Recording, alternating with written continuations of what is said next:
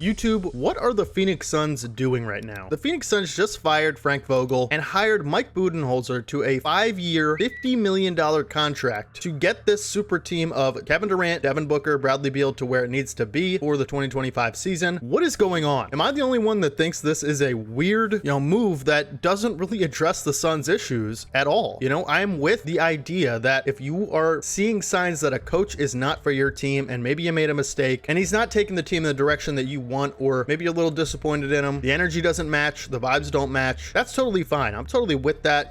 Get the best coach you can, and coaching is seen as kind of a unimportant thing these days. Listen, coaching is, next to the players, probably the most important thing in my opinion, and like I said, I'm totally with hiring someone you believe in to take the team in a new direction. If the other guy isn't working out, fine. Maybe that's the case for Frank Vogel. You heard a lot of stuff about his phony anger and speeches, right? Maybe the Suns weren't really buying into what he was selling. Sure. I have a question for you guys though, and this is an important one. Was Frank Vogel the issue last year with the Phoenix Suns? Was he one of the issues? Was he the issue with that team? In my opinion, no, right? I'm not an expert. I'm not a coach. I'm not in the Suns locker room every day, right? Here's how I see it. The Suns have made moves that has jeopardized their future like nothing we've ever seen in the NBA. And it just flat out didn't pan out. You can't really win with these top heavy rosters anymore in the NBA. You need a lot of depth, and the Suns don't have it. They went all out on these big three superstars, right? And they clearly made a mistake because, for one, they looked like they had no business being in a series with a team like Minnesota. They just straight up got outplayed, swept, and blown off the floor against that team, right? Was that Frank Vogel's fault? Like, maybe I'm missing something here, right? I just really don't understand what the direction of this franchise is. Now that you have no future assets to move around, and maybe you make some moves in the offseason with this,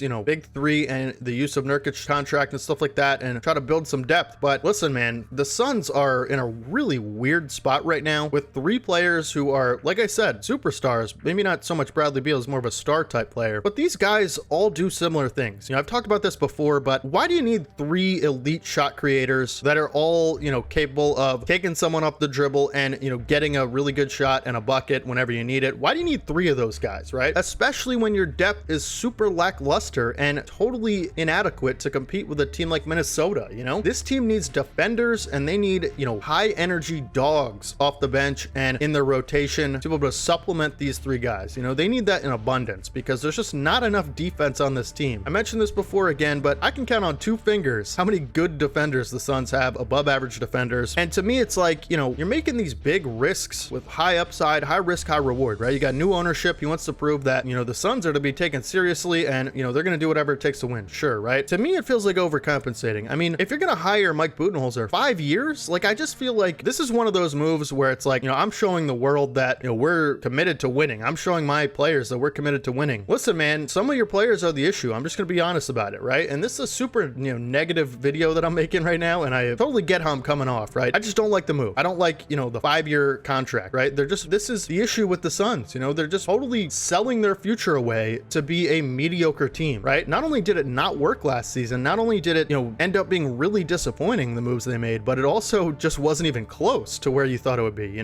Suns were supposed to be up there with the Nuggets and the Thunder and the Minnesota Timberwolves, and they're just clearly an 8 seed type team right now. And I don't see Mike Budenholzer changing that. And now you got another guy locked in for 5 years without even addressing the issue on your team. It's like, what are they doing? I thought after this season they'd be like, okay, maybe we do a little course correction here, and we realize our mistake. We're going to sell some big assets to recuperate some of those smaller, maybe more long-term assets back, right? Because that's what we need, and that's what we gave away to get Bradley Beal and Kevin Durant. We have none of those left. We need to surround these guys with competent, role players and talent and defenders with a lot of energy and, commitment to the defensive side of the ball. Can't just be three guys, you know what I mean? I got the thing. Let's lock in another guy to a 5-year contract who, isn't even a basketball player. Like, I like Mike Budenholzer, right? I think the firing of Mike Budenholzer was a really, really dumb thing for the Bucks to do, as we know now. And I think the firing of Adrian Griffin was even worse, right? And I think Mike Budenholzer actually is a really, really good coach. I mean, he won a championship just a couple of years ago. So did Frank Vogel, by the way, in 2020. But this coach situation is going to be a revolving door type of thing for me. You know what I mean? This isn't a Kevin Durant hate video. This isn't a Suns hate video, but I'm just being realistic, guys. Like, look at the coaches that have coached Kevin Durant in the past few years.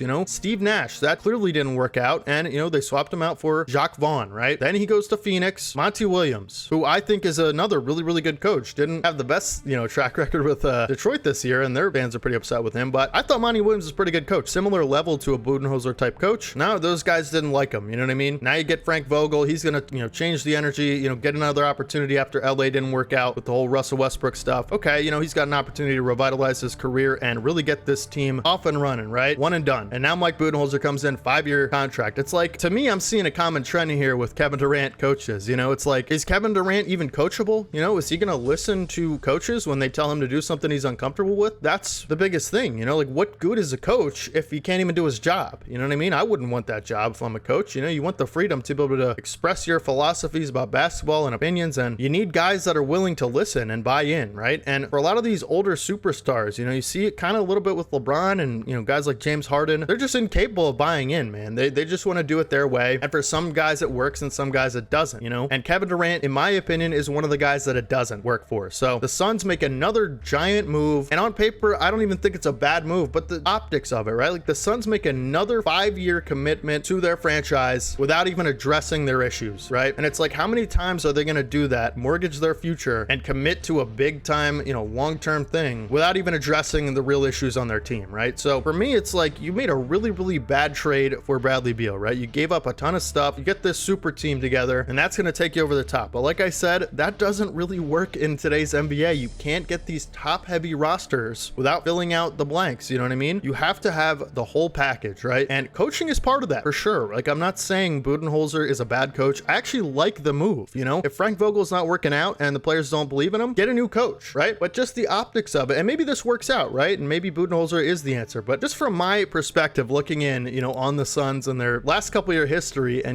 the moves they've made, it's like, how many big moves can you make without addressing any of the team's problems? And this is another one, in my opinion, I hope I'm wrong. I really do, because I like Devin Booker and I like, the Suns fans. I think they've had a very, very rocky franchise since the Steve Nash era. They've gone through a lot of stuff, and Devin Booker turned out to be the best thing that ever happened to this team, but I just feel like they're throwing that all away, man. I really do. And I feel for Suns fans, because it's like, everyone can see that this big three isn't really working out, and it's, kind of redundant anyway. It didn't really make sense when they did it, and clearly, last year that showed it even more. It really doesn't look like the front office is seeing that, and they see what we're seeing, you know what I mean? The Suns need to be committed this offseason to getting all these bad contracts that they can off their books and filling in the team around Kevin Durant and Devin Booker, whatever that takes, you know what I mean? I don't think you can go 5 years without a draft pick. I don't care who's on your roster. That's not a smart thing to do at all. And especially when, you're basically an 8 seed this year, or, in the running for a play-in spot, you make the playoffs and you get out of the play-in. I'm just saying the Suns need a lot of help, you know what I mean? And I don't think Budenholzer is the answer, and I don't have a problem with the hiring on paper. Like I said, that's not the issue for me. It's just like, when you combine all these moves together, right, you see a pattern, and it's like, quick fix, mortgage our future for something right now that could help us, right? And that's just a terrible strategy as a front office GM. You have to be smarter than that, you have to have some balance and flexibility to be able to make decisions if these things don't work out. And the Suns have mortgaged that away and given that away for the flashy new thing on the market every single time. They're cool with taking the flashy toy if it means, 2 years down the road they lose all their assets. It's like, what are they doing, man? I just don't know. I don't understand the direction or the vision of this particular front office and decision makers at the top in the Suns organization. I feel for Suns fans, man. I really do, because Devin Booker is an awesome player. I think he's super hated on and super underrated for, I don't know why. Like, I just really think the dude is super special. Everyone knows that, but he's a super underrated player, man. He's a special generational talent, and it's really unfortunate to see that go to waste, because the front office is just taking the shiny new toy whenever it is right in front of them. And Devin Booker is gonna have a rough couple of years in his prime now, because the front office has really made it difficult for him to get to where he needs to be. You guys make the finals in 2021. Talk about a balanced roster. I mean, they had it all. They had it all, right? And if you guys envision where that team would be in 2025, I'm sure it looked nothing like this. You guys have sold everything you have for basically scraps, you know what I mean? And then you sell those scraps for whoever's on the market and willing to come to Phoenix. It's mind-blowing to me how these decisions are being made constantly with the Suns, and they're just totally unaware of like what the issues are on this team. All the coaching in the world is not gonna be able to solve the issues with this roster, and I know the offseason hasn't started yet, and maybe I'm being a little too rushed to talk about these things, because the Suns totally could address everything that's wrong with their team in the offseason. They totally have the opportunity to do that, and they totally could, right? I hope I'm wrong, but I will say, man, it's not looking good if this is the first move you make after the season ends. Like, was Frank Vogel really the issue with this team? I don't think so, I don't think he was necessarily great for the team, and I don't think keeping a guy around who you don't don't think is great for the team is a good thing at all. I'm totally with the Budenholzer hiring, but what are we doing, man? Is that going to be you hire a new coach and you just hope the problems go away? You go like this and hope the problems go away? I don't know. Maybe you guys can let me know down in the comment section. If you're a Suns fan, let me know what you think of this move. Like, are you excited for Budenholzer? Again, I think the firing in Milwaukee was a little bit weird. I think that Miami series was not his best showing, but the dude's a championship level coach, you know what I mean? And has been a great coach in the NBA for a long time. I think he's definitely a good and above average NBA coach. There's no doubt about it. His track record proves that, and I'm sure he'll make an impact in the Phoenix Suns organization. I'm just saying, from my point of view, it's like, here we go again, man. Another 5-year commitment, another move, another big money move where you don't even address the real problems on this team. The Suns have a really, really crucial offseason that's going to determine their franchise for the next 5 years coming up here. Whether or not they can get some assets back and whether or not they can round out this team is going to determine their season next year, and determine whether or not you waste another prime Devin Booker season. Only time will tell. But let me know down in the comment section if you're a Suns fan or you know any Suns fans. What do they think about this move? Because listen, if I'm a Suns fan, I don't like anything that's happening in my organization. I really want all of this to just go away and have a bright future ahead of me, but you're getting pennies on the dollar, man. It's really, really tough. Think about all the assets you traded. Cam Johnson, Mikal Bridges, who looks like he could really, really help this team right now. DeAndre Ayton, who I know Portland is awful, and he had a lot of issues with his mentality and maybe mental toughness in the playoffs with you guys, but he had a really, really good year in Portland.